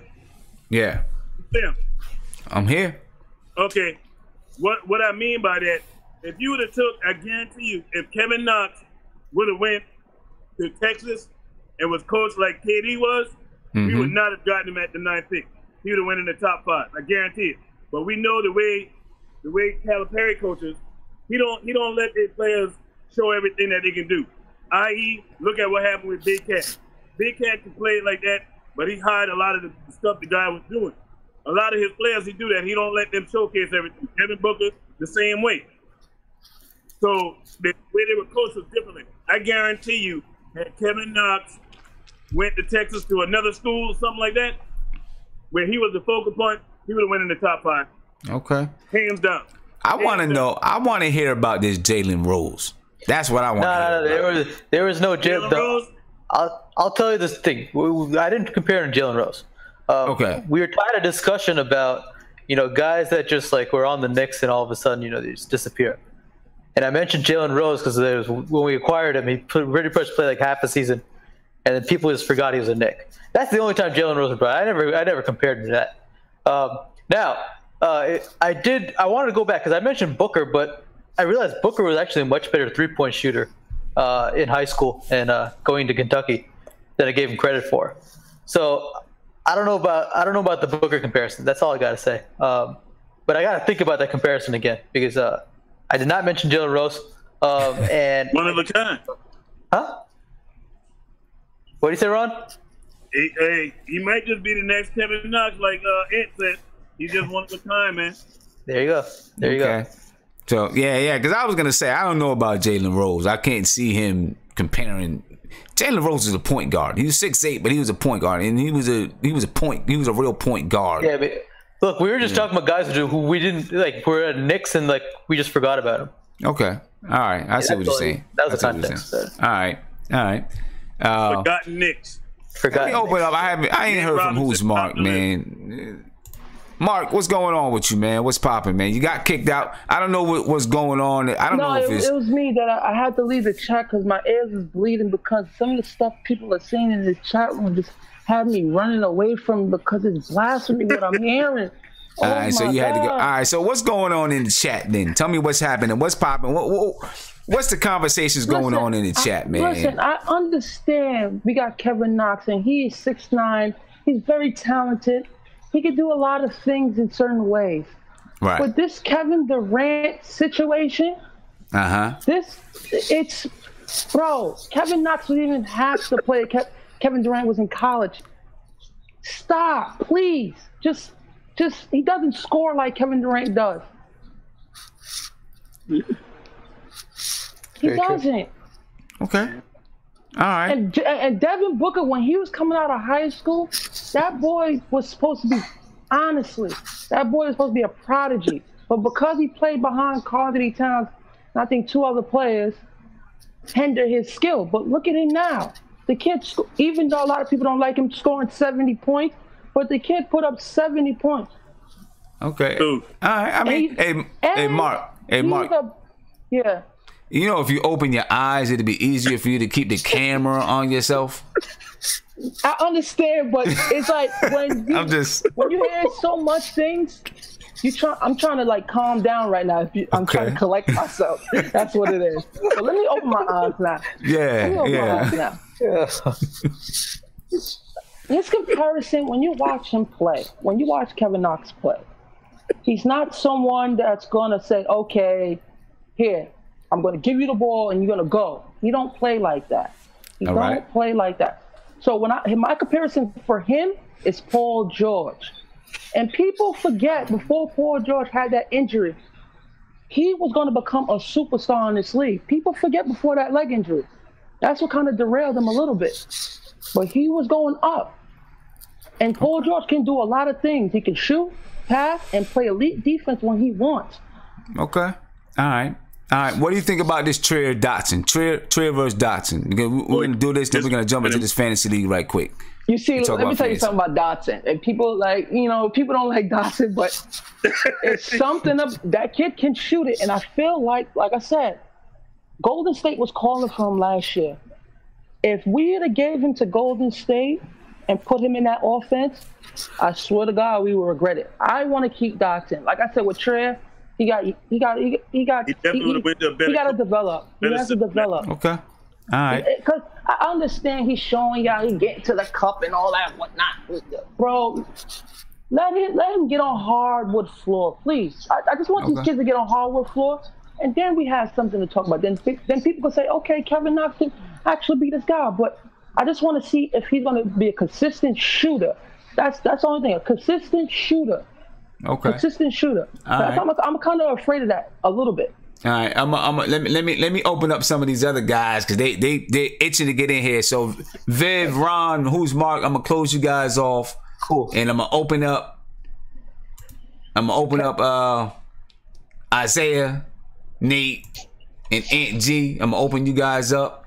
And the chat, YouTube chat, guys that's in the YouTube chat. Before you guys go, what I want you guys to do is I want you to think about it, and when we come down to the end of the show, when we get to the last words, I want you to let me know who you think should be the last person to speak. Come on, Sam. And you know, take us home. You know what I'm saying? So you guys let me know who you think should be the last person to speak. Can I take it home this time? Right. I don't never take it home. Wait, you're not voting yet, man. Like I got, man. I voted for myself. My bad. You just gonna ask your the chat is gonna do the voting, man. All right. So what do you guys think about this Trier versus Dotson? Quickly, and then we're gonna move on. Me personally, I think that. I mean, it's honestly, a name being left out here. I think, like I was telling the chat earlier, you know, when Ntilikina went down, I thought Trier stepped in, and first off, he was doing too much at first. He was kind of rushing and just kind of playing out of control. But it seemed like the next game, he talked to the coaches. They honed him in. He started playing a little bit slower, kind of running more of the point guard. I mean, he's got potential because of his size, and he can pass the ball. But it's just kind of interesting because Fizdale thinks he's more like a Lou Williams type of mold. And, you know, I don't see Lou Williams passing the ball a lot. Okay. You know, but his upside is higher than Dotson. There's no doubt. I think Dotson I'm not ready to give up on him yet because he's a good defender, and good defenders are hard to come by. But I definitely think he's got a higher upside. I like Dotson. I'm not a big fan of Trier, but I think the guy we're forgetting about is I think that David Fizdale is going to fall in love with Ron Baker. I think Ron Baker is going to get more minutes than Damian Dotson and Alonzo Trier. Put money on it right now that Ron Baker is going to get more minutes than Damian Dotson and Alonzo Trier because he brings more intangibles. He's a heady player, and he plays defense. He can play both guard positions. Dude, Dotson was one of the best defenders behind Ntilikina last year. Okay, my words. Sim, what I'm gonna say, Sim, is I know me and Ant look alike, but Ant, you wild. You're not gonna be we're not gonna speak about Ron Baker. You know what though? When you put that sleeve on, it's a wrap. He got the sleeve on now with the headband. It's a wrap. Let me say this. It's a wrap. Let me say this. Hold up, Isaiah. Let me say this. I agree a little bit with Ant G about Baker. Seriously, I don't know if he's gonna, get more burned than he could get. Well, Trayer's not even on the team. He could get more burned than Dotson. As a matter of fact, he was getting more burned than Dotson last year before Dotson was back and forth between the G League and the NBA. So was Ron Baker a little bit, but he was getting more burned than Dotson. Baker, he played well. I think he brings something I think he's tougher than Dotson. Although Dotson. But here's my question. Go ahead. Sorry. Well, here's my question about Baker. Why doesn't he shoot better? I mean, his shooting was a big thing. His shooting was a big thing at Wichita State. If anybody watched Wichita State, the guy was deadly from threes, and I haven't seen that. He brings so many more intangibles, though. That is true, and I personally think making him a point guard was a mistake, because I think that he's a shooting guard first and foremost that plays pretty good defense, but he's limited. He's not an athletic guy, but he's a good shooter. And I think trying to make him he's athletic though. See, that's the thing. His athleticism is understated. He is not unathletic. I'll say something. Sam. He's a shooter first and foremost. Yo, Sam. Yeah. You know what? You did the perfect description of Ron Baker one time on the show. You know what you called him? You called Ron Baker. He's the guy that when the team's not playing hard and we losing, you put him in to show the team that we playing hard. That is literally Ron Baker. There is nothing more, nothing less. He's a hard-nosed player. Ron Baker is a leader type of player that he's going to come in. He plays hard, man. There's no doubt about that. Play smart. Wait, be efficient. That's what we need. And let me tell you something. This is. I'm gonna agree with Mark a little bit. This is what us Knicks fans do. We love every player that goes on the Knicks. Ron Baker would not be on any other team in the league. That's not the discussion, though. My point was he's going to get more playing time than Dotson and Alonzo Trier. That's what we're talking about here. Yeah, we're not saying he's a great player. I'm saying he's going to get more playing time. He's going to have more of an impact than Damian Dotson and Alonzo Trier. Let me ask you a question, Dan. Who's more athletic, Dotson or Baker? Are you serious? Okay. Faster. But let me jump in here. Alonzo Trier's not unathletic. I mean, Ron Baker's not unathletic though. But let me jump in here. Dotson is definitely more athletic than Ron Baker, but it doesn't mean that he has the basketball IQ and is heady like Ant was saying. It doesn't mean that Dotson has those. There are some intangibles that Ron Baker has that I think Fizdale is going to like. There are. Dotson could be. The thing about Dotson is he could be one of the best shooters on the team, but he's just in his head or something. Ron Baker's shooting percentage is gonna go up because he put the sleeve on. I'm telling you, it's gonna happen. All right, all right, guys. I'm gonna move on to fantasy. I'm gonna move on to fantasy, and then I'm gonna come back for last words. All right. He got the headband in the sleeve. He's coming. He's gonna be stroking. All right.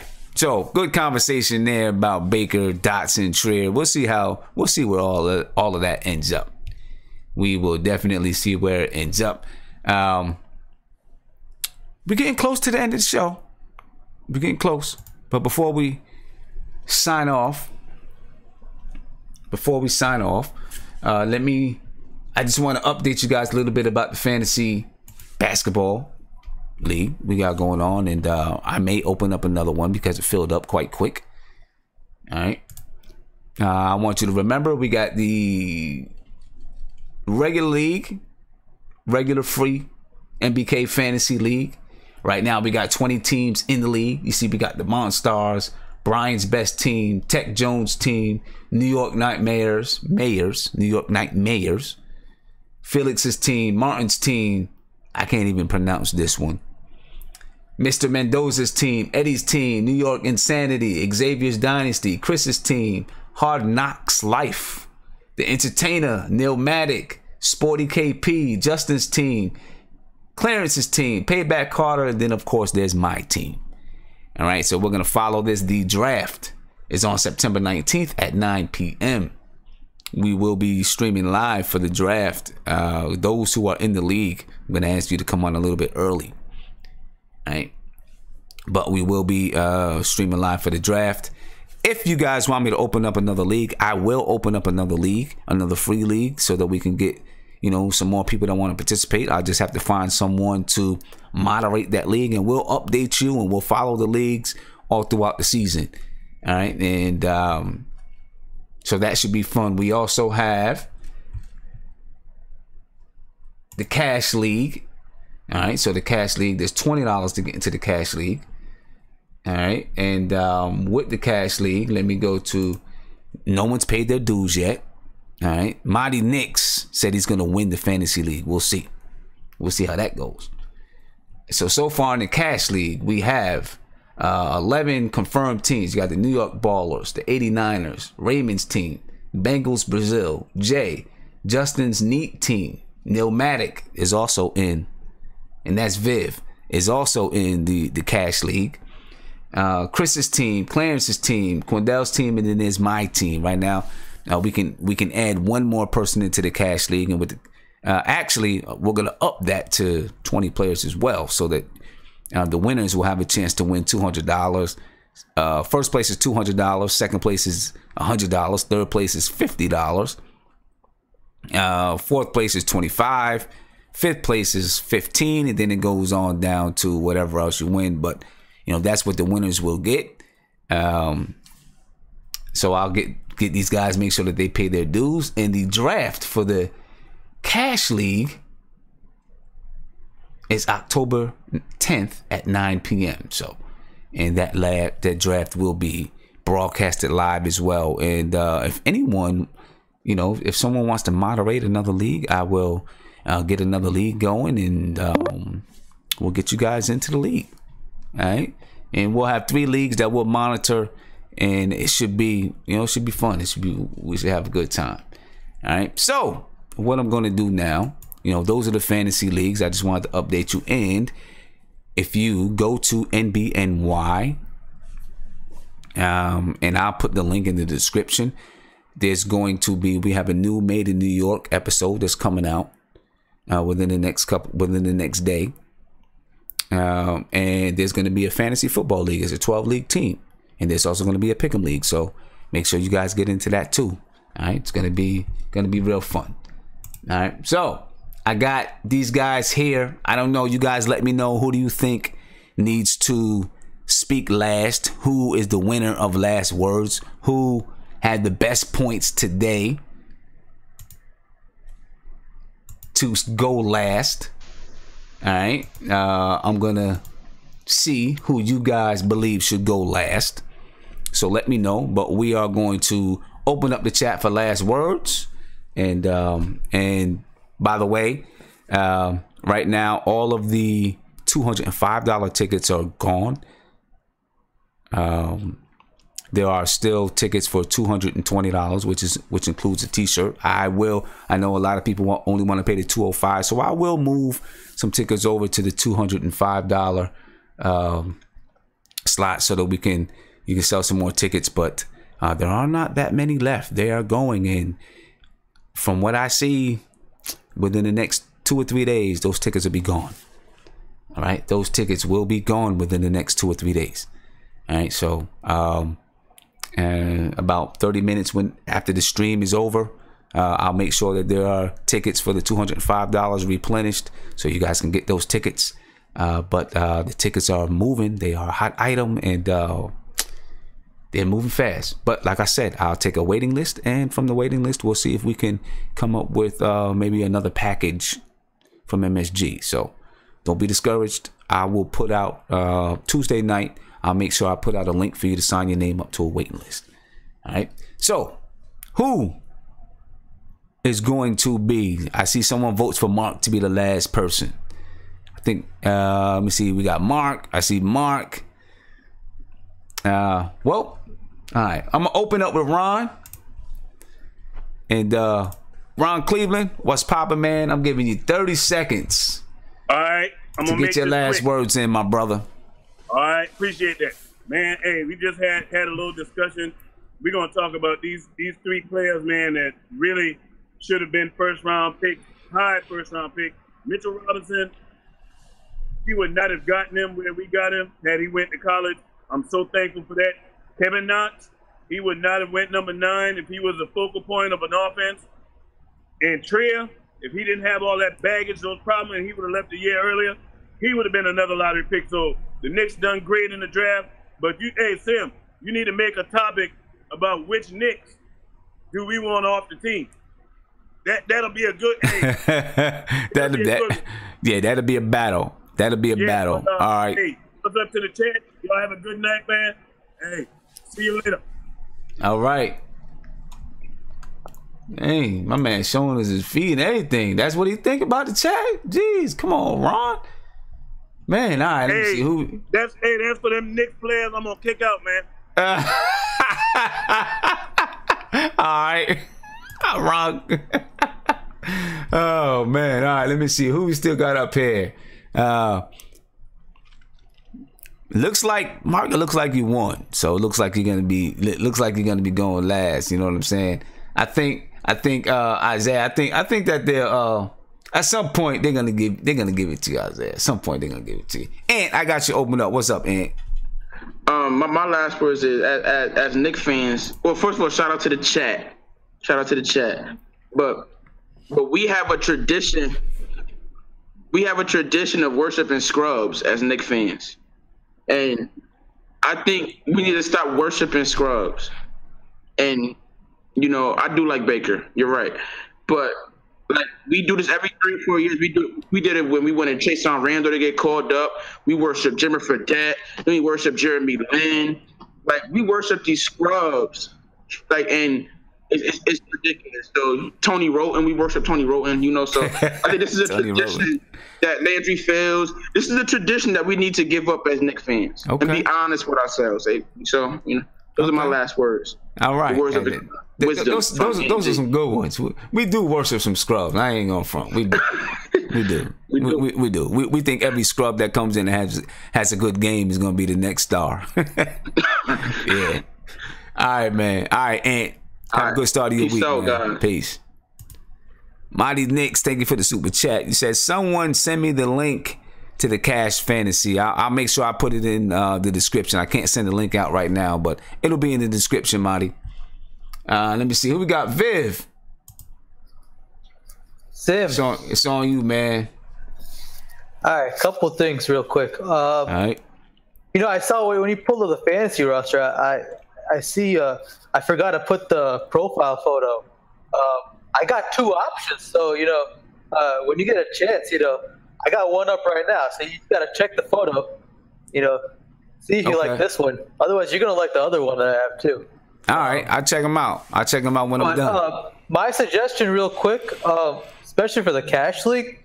You know, if possible, you know, I prefer if we keep it, you know, 12, maybe 14, only because the moment you guys start getting to 20, the league will be so diluted with, you know, signing players that we're gonna have to start signing G League players to our roster. So, you know, especially when you're dealing cash. So I'm kind of, you know, I'm a little bit concerned. Like, hey, if I'm, you know, who am I gonna be signing at the late, you know, end of the year? So I mean, it's a challenge, but you know, that's my personal preference. Okay, all right. Well, yeah, we'll talk with some other people in the league and see what goes on. I mean, you know, that's maybe gonna we take create down 2 your cash leagues. I don't know, 2 money. Well, maybe we do another league. Yeah, you know, maybe we do another league. Yeah. But look, I'm excited for that. Another thing, you know, as y'all know, shout out to the chat. I will be attending opening night with Sim. Yeah. So you know, it's gonna be fun. Be looking forward. Exactly. I'm looking forward to it. Looking forward to seeing you there, man. Gotcha. All right, Viv. Talk to you later, man. Sounds good. Peace. All right, peace. Gone. Okay. Who we got? Nate. It's on you. What's up, man? What's going on, man? So 2 points. Right. First off, I was watching. Don't laugh at me. I was watching the final semifinals of the Big Three, and kind of going back to that scrub moment. Like, man, we have a lot of scrubs on those teams. I saw DeMar Johnson. I saw Amari Stoudemire. I saw Nate Robinson. I was like, man. I was like, Al Harrington. Oh my God. I was like, I didn't even know DeMar Johnson was still balling, man. I remember we had that fool on our team. Yeah, but no, and you know, Amari is trying to make a comeback. Amari is trying to make a comeback, so you know he is. Hopefully, we don't sign him. We don't need him. I don't think we will. I don't think. But we no, will. shout out to the chat like always. It's always a good show. Love the debate. And yeah, man. I mean, I'm just ready for the season to start, man. I keep telling people around me, I'm like, I want the Knicks to start. I want to see them on the floor so we can put these questions and get some answers on them. Because all we're doing is just chatting. I want to see some results. I want to see everybody on the floor, and then we can really make some debate on here. Okay. All right, man. For real. All right, Nate. All right. See you Tuesday. I'll see you Have Tuesday. a good night, guys. Peace, man. Later. All right. Who we got next? Isaiah. I know you wanted to get that last spot. I know you did. But, I know. It's who's smart, man. People like his voice. Pause. It's crazy. But all right, a couple things. People, can y'all stop buying tickets until I get my tickets? Don't stop buying tickets. Buy the tickets. That man will get his tickets. He make him get. I need my tickets. Y'all playing with me, but no, man. I mean, keep supporting. I'm gonna get my tickets. I know me and you talk. I'm gonna get my ticket. You know, I love the chat. Keep doing what we doing. Yeah, can we stop falling in love with these scrubs that's not going to be on a team that wouldn't be picked on any other team? Can we start doing that? And then, hey, Sim, you know, if it's getting dry by Tuesday, you should just let us all have a debate, Frank versus whatever, and we'll go all on that. but no, Sim, I do want to say what Ron Cleveland said. You should do a subject of who we don't want on the team, and I guarantee you that can last a whole hour. That's a good one. I may make that the next one of the next debates. That's a good one. But and P.S. No Amari, please. Knicks fans, do not say you want Amari back on the team. Don't do it. Don't do it. Yeah.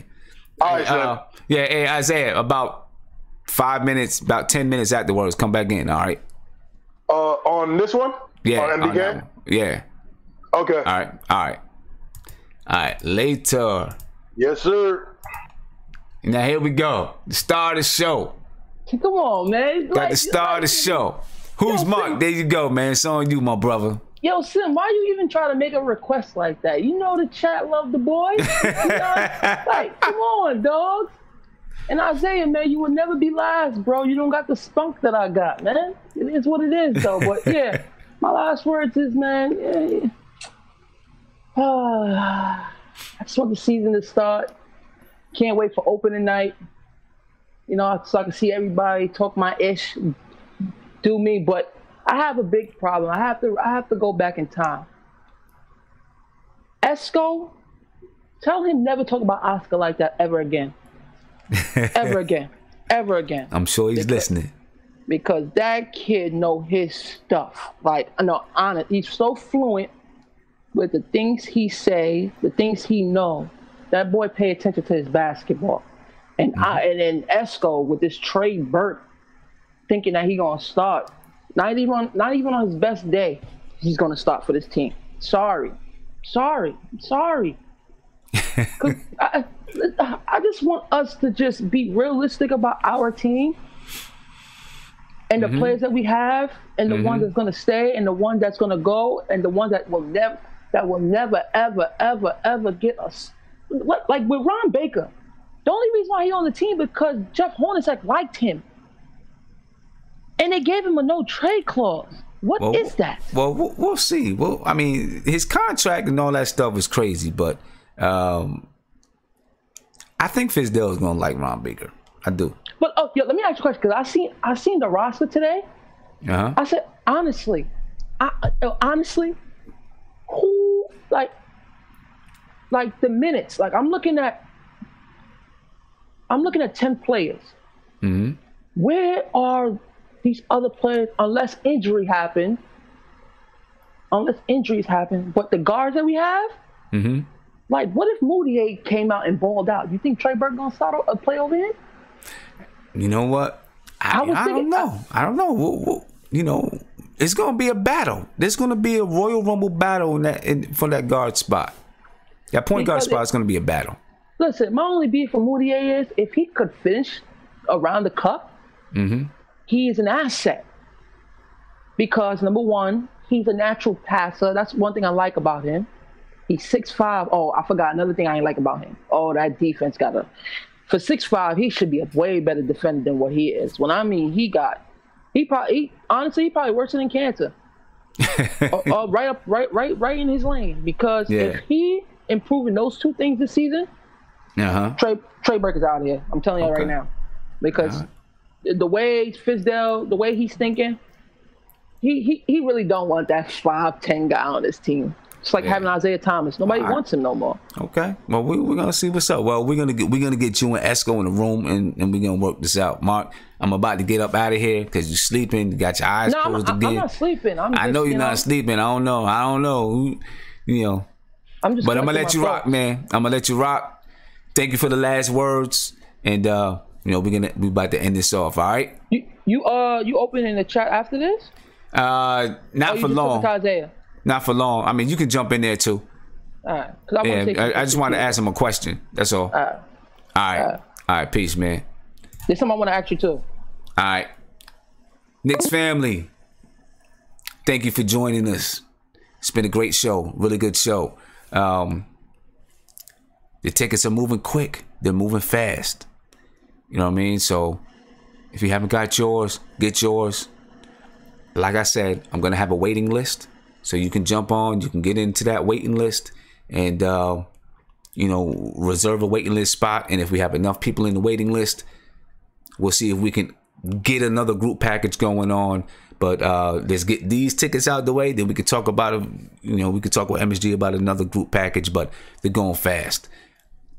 We had a great time. I'll be back on Tuesday night, 10:30. I'll talk to you then. Peace.